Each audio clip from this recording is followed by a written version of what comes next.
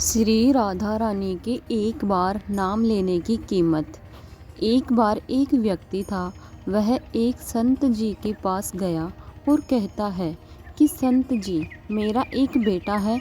वो ना तो पूजा पाठ करता है और न ही भगवान का नाम लेता है।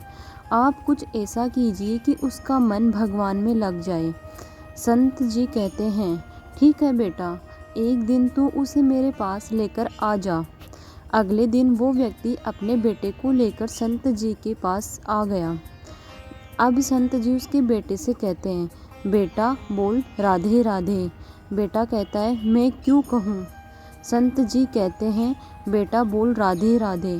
वो इसी तरह से मना करता रहा और अंत तक उसने यही कहा कि मैं क्यों कहूँ राधे राधे।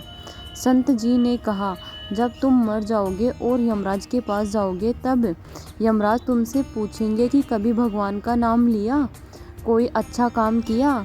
तब तुम कह देना कि मैंने जीवन में एक बार श्री राधा रानी के नाम को बोला है, बस एक बार। इतना बताकर वह चले गए। समय व्यतीत हुआ और एक दिन वो मर गया। यमराज के पास पहुंचा। यमराज ने पूछा, कभी कोई अच्छा काम किया है। उसने कहा, हाँ महाराज, मैंने जीवन में एक बार श्री राधा रानी के नाम को बोला है। आप उसकी महिमा बताइए। यमराज सोचने लगे कि एक बार नाम की महिमा क्या होगी, इसका तो मुझे भी नहीं पता है।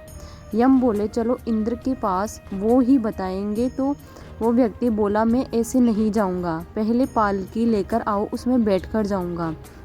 यमराज ने सोचा ये बड़ी मुसीबत है।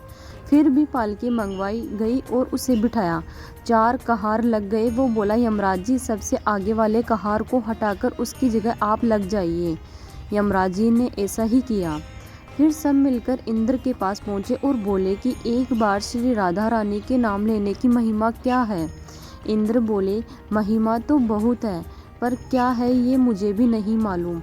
बोले कि चलो ब्रह्मा जी को पता होगा, वो ही बताएंगे। वो व्यक्ति बोला, इंद्र जी, ऐसा है, दूसरे कहार को हटाकर आप यमराज जी के साथ मेरी पालकी उठाइए।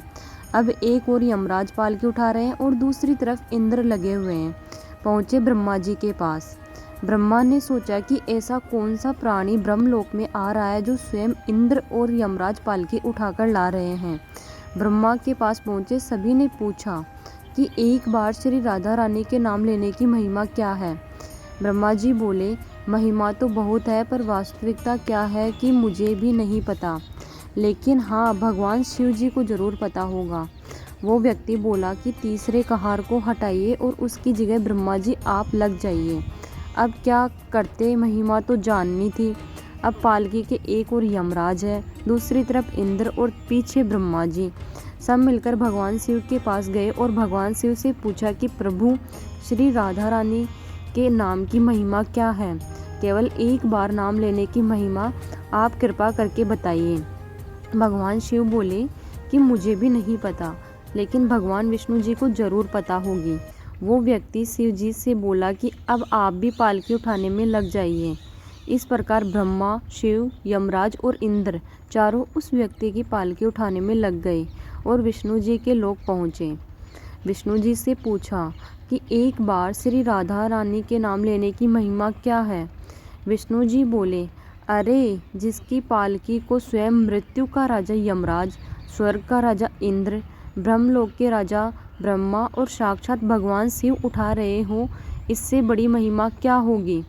जब सिर्फ एक बार श्री राधा रानी नाम लेने के कारण आपने इसको पालकी में उठा ही लिया है, तो अब ये मेरी गोद में बैठने का अधिकारी हो गया है। भगवान श्री कृष्ण ने स्वयं कहा है कि जो केवल रा बोलते हैं तो मैं सब काम छोड़कर खड़ा हो जाता हूँ, और जैसे ही कोई धा शब्द का उच्चारण करता है तो मैं उसकी ओर दौड़ लगाकर उसे अपनी गोद में भर लेता हूँ। बोलो श्री राधे राधे, जय श्री राधे राधे, राधे राधे।